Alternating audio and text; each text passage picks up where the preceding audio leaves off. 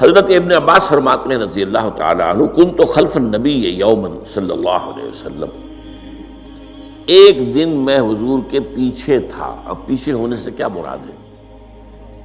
گمان غالب یہ ہے کہ سواری پر، جس کو ردیف بھی کہتے ہیں، واللہ عالم یہ بھی ہو سکتا ہے کہ چلتے ہوئے پیچھے پیچھے چل رہے ہیں ادب کے ساتھ۔ چچا زاد بھائی ہیں لیکن عمر میں تو بہت چھوٹے ہیں، نوجوان ہیں۔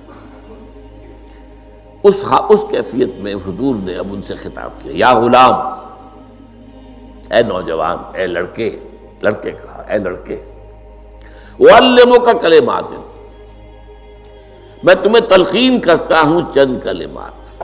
اب یہ ہے حضور کا طریقہ تربیت و تعلیم و تزکیہ۔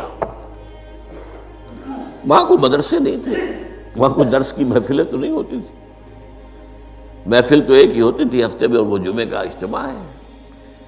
باقی حضور کی صحبت ہے، فجر کی نماز کے بعد بھی آپ بیٹھے ہیں، صحابہ بھی بیٹھ گئے ہیں، کچھ گفتگو ہو رہی ہے، اسی میں تربیت، اسی میں تعلیم، اسی میں تزکیہ۔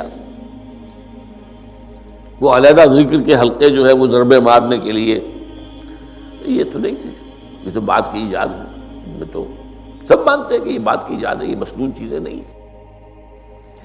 بہرحال حضور نے اے لڑکے یا اے بیٹے، جو بھی آپ اس کا ترجمہ کریں، میں تمہیں چند باتیں سکھاتا ہوں۔ مطلب کیا ہے؟ وَعَلِّمُكَ كَلِمَاتٍ، توجہ سے سنو، غور سے سنو، حفظ جان بنا لو۔ احفظ اللہ یحفظک، پہلا کلمہ، اللہ کی حفاظت کرو وہ تمہاری حفاظت کرے گا۔ اب اس سے مراد کیا ہے؟ عام طور پر سمجھا گیا ہے کہ اللہ کے احکام کی حفاظت کرو، کوئی حکم ٹوٹنے نہ پائے، وہ تمہاری حفاظت کرے گا۔ اور ایک مفہوم یہ بھی ہو سکتا ہے، اللہ کو اپنے دل میں محفوظ رکھو، اس کی یاد سے اس دل کو، اس خانہ قلب کو خالی نہ ہونے دو، مستحضر رکھو اللہ کو اپنے دل میں، تو اللہ تمہاری حفاظت کرے گا، اللہ تمہیں یاد رکھے گا۔ اور حدیث قدسی میں یہ الفاظ آئے، میرا بندہ جب مجھے اپنے دل میں یاد کرتا ہے، میں بھی اسے اپنے دل میں یاد کرتا ہوں۔ جب میرا بندہ کسی محفل میں میرا ذکر کرتا ہے، میں اس سے کہیں بہتر محفل میں اس کا ذکر کرتا ہوں۔ اللہ کی محفل تو ملائے اعلیٰ کی ہے، ملائکہ مقربین کی ہے۔ وہ جو امیر خسرو کا شعر ہے، وہ پتہ نہیں کس کیفیت میں انہوں نے کہا ہے، خدا خود میر محفل بود اندر لامکاں خسرو، محمد شمع محفل بود شب جائے کہ من بودم۔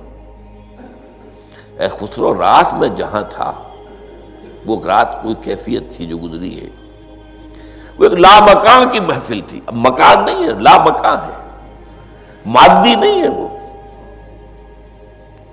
اس کی محفل میں میر محفل اللہ تھا اور شمع محفل محمد تھے صلی اللہ علیہ وسلم۔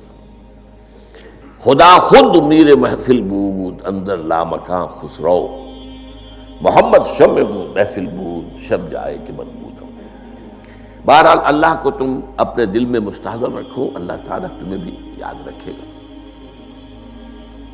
دوبارہ فرمایا، احفظ اللہ تجدہ امامک تجاہک،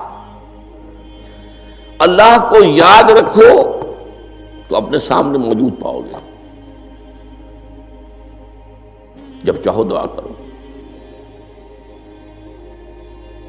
وہ جو بات کہا ہے کہ دل میں ہے، جب چاہو مخاطب ہو جاؤ۔ دل کے آئینے میں ہے تصویر یار، جب ذرا گردن جھکائی دیکھ لی، کہیں دور تو نہیں، نحن اقرب الیہ من حبل الورید۔ تمہارے دل میں اللہ ہے تو کہاں جا رہے ہو اس کو ڈھونڈنے کے لیے؟ اپنے دل میں۔ وہ جو بے دل نے کہا ہے، ستم استگر ہوست کا شبد کہ بے سیر سر وہ سمندرا، تجھے غنچہ کم نہ دمیدہ در دل کشا بچمندرا۔ بڑے ستم کی بات ہے کہ تمہارا دل کہتا ہے چلو ذرا باغیچے میں چلو، پھولوں کی سیر کرو، یہ گلاب کا پھول ہے، یہ موتیا ہے، یہ سیر، ستم است، بڑے ستم کی بات ہے، کیوں یہ ستم، کیا ہو گیا اس میں؟ ستم است گر ہوست کشد، تمہاری خواہش تمہیں کھینچتی ہے کہ بے سیر سر و سمندرا، سر و سمن ذرا ان کی سیر کرنے کے لیے آؤ، تجھے غنچہ کم نظر، تو خود ایک غنچہ ہے، تو خود ایک پھول ہے، اللہ کا بنایا ہوا اشرف المخلوقات، وہ اشرف المخلوقات سے بڑا کوئی پھول ہو سکتا ہے؟ تجھے غنچہ کم نہ دمیدہی، در دل کشا، اپنے دل کا دروازہ کھولو، بچمن درا، اس کے اندر جو چمن آباد ہے وہ کیا ہے؟ روح ہے، دل مسکن ہے قلب، قلب مسکن ہے روح کا، تو احفظ اللہ تجدہ امامک یا تجاہک، اپنے سامنے موجود پاؤ، اذا سالتا فاسأل اللہ، اب آ گیا وہ مرکزی مضمون، دیکھو جب مانگو اللہ سے مانگو، غیر اللہ کے سامنے ہاتھ دراز کرو ہی مت۔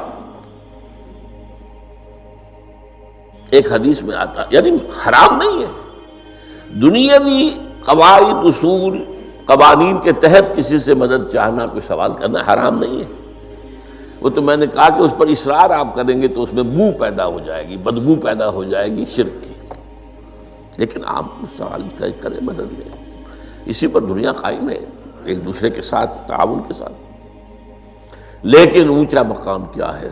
کسی سے سوال مت کرو سوائے اللہ کے، یہاں تک کہ جوتے باندھنے کا تسمہ تمہیں درکار ہے تو بھی کسی سے مت مانگو، اللہ سے مانگو،